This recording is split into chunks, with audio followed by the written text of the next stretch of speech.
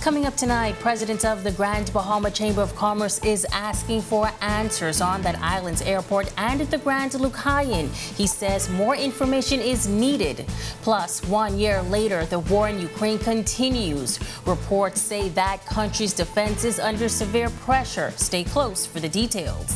And Garden of the Grove celebrates 50 years in existence. Look out for Grand Bahama in Focus. Our News Weekend edition starts now.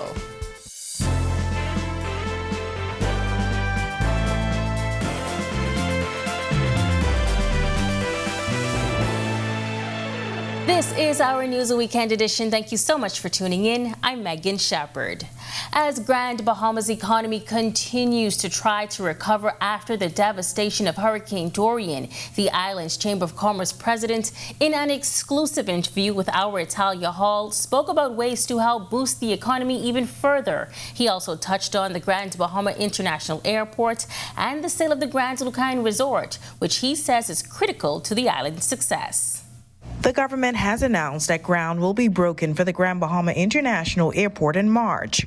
Grand Bahama Chamber of Commerce President James Carey says since that announcement, there's not been much details provided on the project. Again, we're happy that March is a benchmark for spades in the ground to start the process, but we still would like to know a lot more about what is going to happen, and is the entire developmental process going to start in March, or is it a phased approach? We just need to know some more about what we're expecting. And he explains even further why. We don't need a case where there's perhaps a new building being built, but it's not the substantive terminal that's being built. We need to know that type of information, and hopefully that will come out very soon. And as it relates to the Grand Lucayan Resort, recently the Deputy Prime Minister revealed that there are interested buyers. The Grand Bahama Chamber President says he believes more information should be given to the public. Unfortunately, I think it's a case of once bitten, twice shy, but the nature of government, we need to be informed of what's happening, and while it perhaps is it might be safe to not disclose who, but certainly what is transpiring is critically important information that we should know. Reporting for our news, I'm Italia Hall. The Royal Bahamas Police Force Northern District conducting road checks this week to help keep the streets of Grand Bahama safe. The effort is all a part of the Commissioner of Police's 2023 policing plan.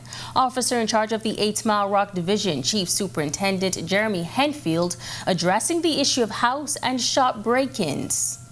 All of these are things that once they happen, they kind of disrupt the harmony that you have in your community. And so again, it's just a matter of getting the information. Once we get that information, again, like I say, we will go ahead and do what we do best in terms of putting these persons before the court, and again, bringing some result to these problems.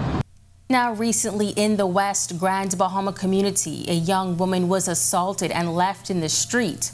Officer in charge of the West End Division, Superintendent William Ramming, gave an update on that matter. That incident, I can tell you, is not a regular occurrence. The perpetrator in that incident has been taken into custody. They have been charged, and the matter is presently before the court. What we do is when we go in the community, we give out safety tips to our residents, just like we're doing today, whether it's on the road or in the community. Those tips will tell you how to protect yourself from such actions. The local Rastafarian community says they are still waiting for an update from government on the protection of their sacramental rights, which includes the medicinal and recreational use of marijuana or cannabis. High Priest Rithmond McKinney says they were promised a conversation during the first quarter of the year, and he's still hopeful it will happen. No, not as yet. We're still waiting to get some update on that and get the government response on that. It was made to understand through the media that the government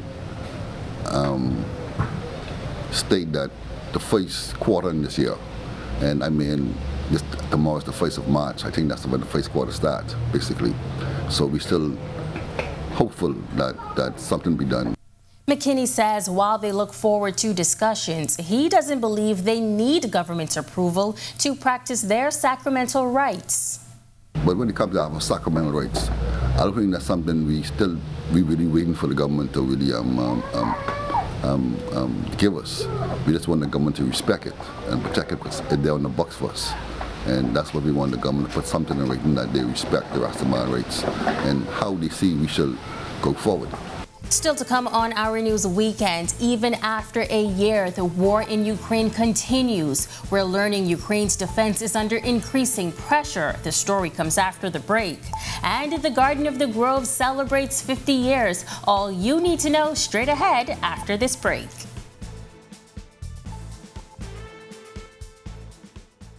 At Doctors Hospital, our lamp just got brighter.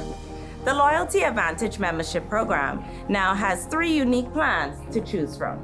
From Lamp Prepaid with free prime care visits and service line discounts, Lamp Insured with copay waivers and 0 upfront collections at the ER and inpatient services, or our new Lamp Access, a free plan that offers 10% off labs, pharmacy, and imaging. Lamp has a plan for everyone. To sign up, visit our website or give us a call. Doctors Hospital, trusted and best care now.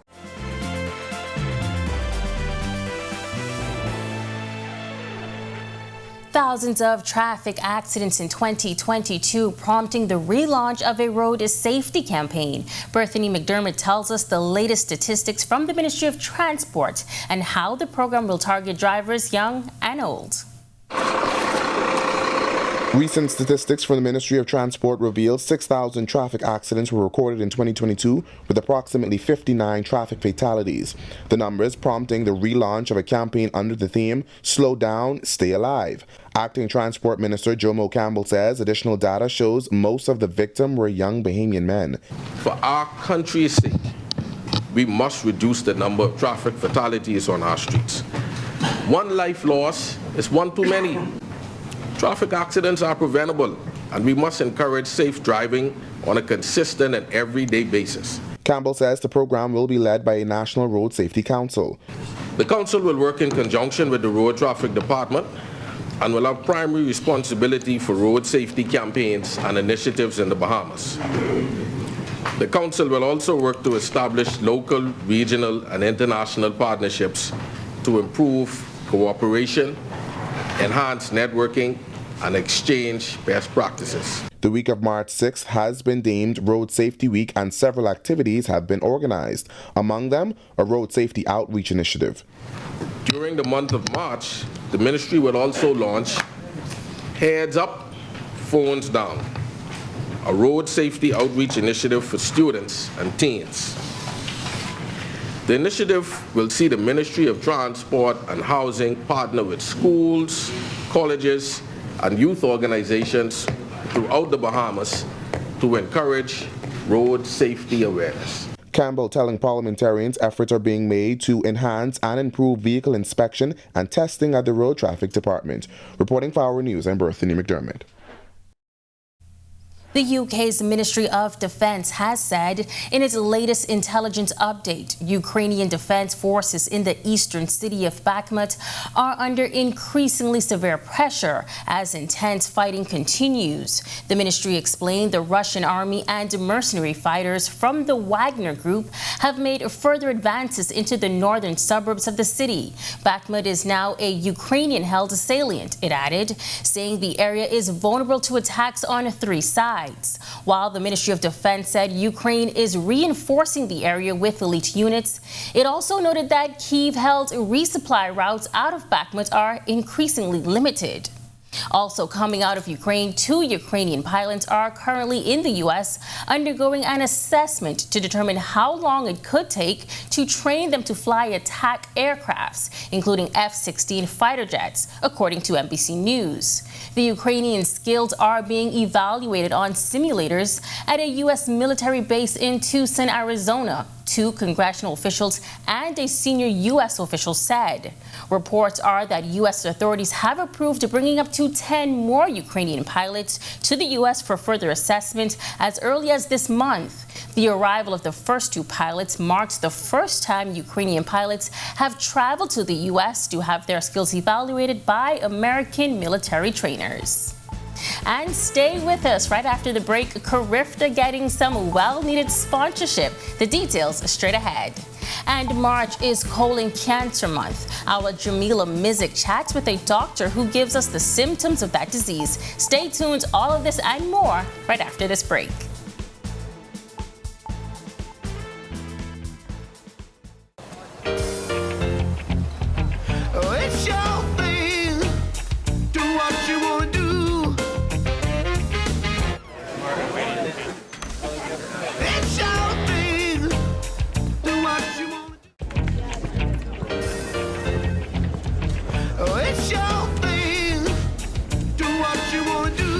Shareholders are very happy.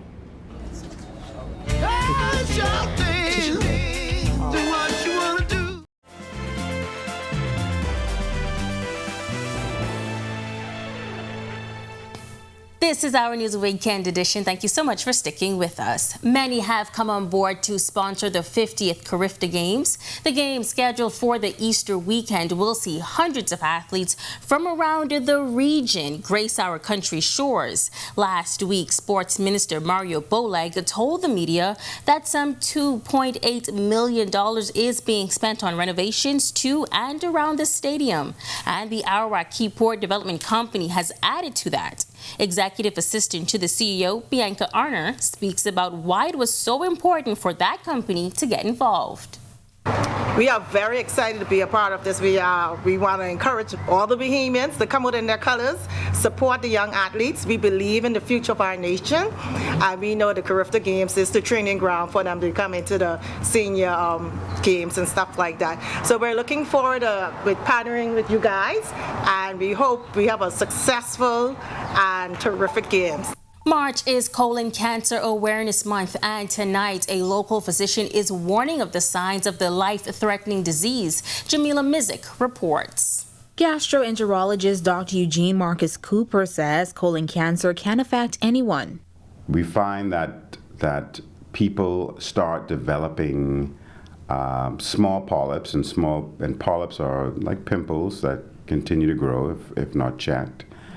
And this is what becomes cancer. They're completely asymptomatic. There are no symptoms. He says a colonoscopy can eliminate a person's risk of developing the cancer in the large intestine. We recommend that people over the age of 45, and these are international recommendations, have some sort of colon cancer screening. Adding that the prevalence of colon cancer is increasing and people have been presenting with the disease before the age of 40.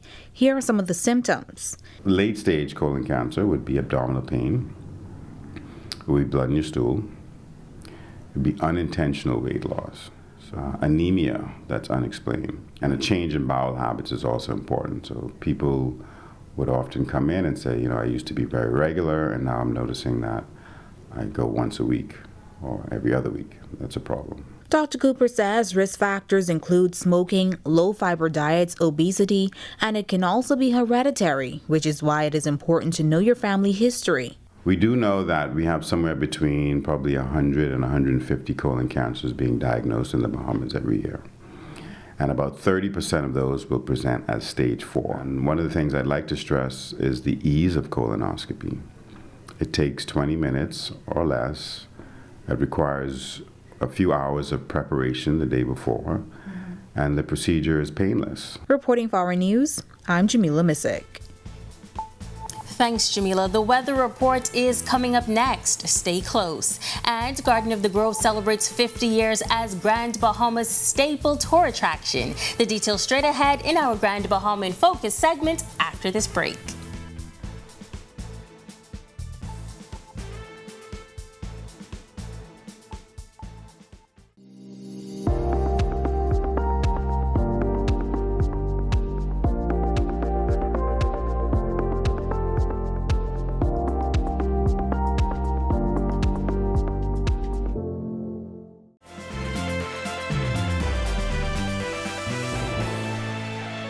Welcome back. There are just about 2 more weeks before spring. Get out those sundresses and shorts. Here's the weather forecast for the next few days, telling you just what to wear.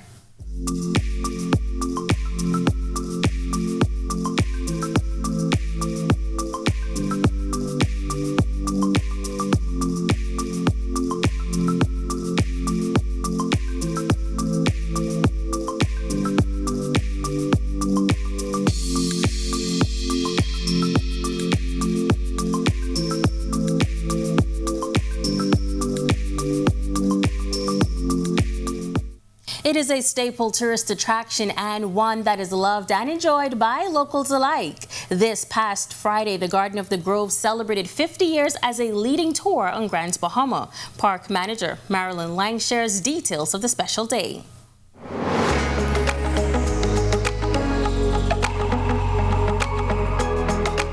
We unveiled the 50th plaque.